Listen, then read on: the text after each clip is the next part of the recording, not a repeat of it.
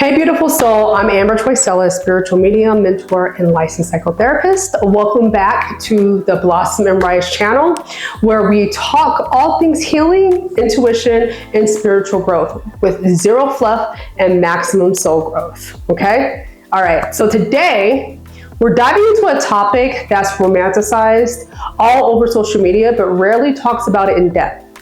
What does it really mean to awaken spiritually? Okay, let's get into the real unfiltered truth behind spiritual awakening. Let's get one thing straight. Spiritual awakening isn't all about incense, sage, and meditation playlists. It's messy, it's raw, it shakes your identity to the core, all right? You're not just learning new things. You're unlearning years, maybe lifetimes of conditioning. Things like people-pleasing, okay, right? Suppressing your voice and living by someone else's rules, okay? Awakening is less than, I saw angel numbers today, and more of, I'm questioning everything I thought I believed about myself, my worth, and even the concept of God, okay? Awakening equals deconstruction plus inner truth and alignment. That's a mouthful, right? I know, it is. But most awakenings don't happen when everything's going right. It usually comes during your darkest nights, okay? Like loss, grief, a breakup, burnout, or just that quiet voice that says, there's more to life than this, all right? In my own story, my awakening started when I realized that the traditional therapy path wasn't enough for my soul. I was helping others heal, but I was disconnected from my own spiritual truth, right? Your soul will shake you awake when you're ready, or even when you're not comfortable, okay? So comment below and let me know if you ever felt your life had to break open before you could actually break through. Now, we can't talk about spiritual awakening without talking about the dark night of the soul. Okay, this isn't just sadness. It isn't just depression. It's that hollow, aching sense that your entire world has crumbled. It's the moment where your ego, your expectations, your identity, they all dissolve, all right? I've lived it. Yeah, there was a point in my life after the ending of a relationship that meant everything to me, even though it was toxic, where I generally hated waking up every day. I was in so much emotional pain that even opening my eyes in the morning felt like too much. Okay, it wasn't just heartbreak, it was soul-shattering grief. I felt like I lost not only a partner, but also the version of myself that existed in that relationship. I questioned my worth for years. I questioned spirit. I questioned whether I even wanted to be here anymore, honestly, okay? And yet, at the same exact time, something sacred was unfolding beneath all that pain. Okay, I had just started developing my mediumship abilities through a spiritualist church in my hometown. Even in the midst of that darkness, I was learning what it meant to be an energetic being, to listening to my sensitivities instead of suppressing them, to connect with the world, a spirit, not only as a concept, but as a lifeline, okay? The same pain that breaks you down can also be the pain that wakes you up. Okay, did you hear me though? All right. That season taught me that awakening doesn't happen when life is easy. It happens when you're stripped of everything that made you feel safe and are left with only the truth. Yeah.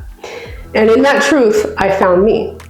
Not the version of me others expected, but the soul-aligned, spirit-connected, gifted me. The woman who would later become a medium, a mentor, and a therapist who now helps others blossom from their darknesses too. It's pretty cool, huh? Yeah. But let's talk about the psycho-spiritual side.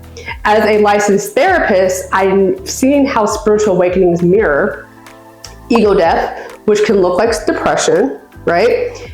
Inner child work, okay, which also could look like shadow work, and then trauma release, which also could look like shadow work.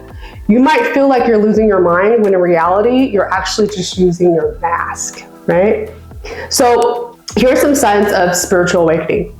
Increased sensitivity, dissatisfaction with surface level relationships, strong desire for solitude, craving purpose, heightened intuition, all right? This isn't a diagnosis. It is a rebirth, right? So let's also bust some myths real quick, all right? Number one myth, spiritual awakenings mean constant peace. Truth. Nope, it's chaotic before it's calm. Think about the tarot card energy, if you know about tarot, right? Myth two, you'll lose people and that's a bad thing. Absolutely not. You'll outgrow people, jobs, even ideas that's not necessary for your expansion, all right? Three, you need to do it alone. Absolutely not. False.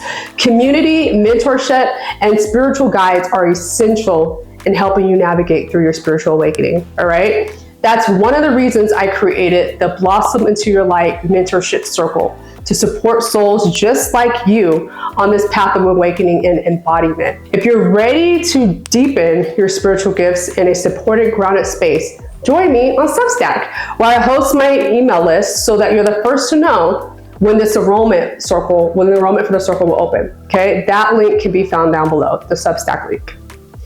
So what does life look like when you're spiritually awakened? Okay, you're more in tune with energy, okay? You can't lie to yourself anymore. You start listening to your intuition instead of your fear. You make decisions based on alignment, not obligation.